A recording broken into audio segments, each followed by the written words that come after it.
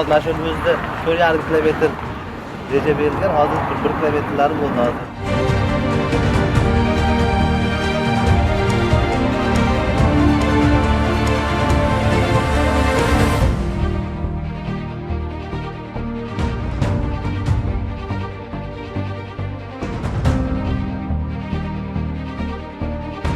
Yarim kilometr qolgan ish ketyapti. Xudo xohlasa mana shu oyda tugatib, bitirib beradi.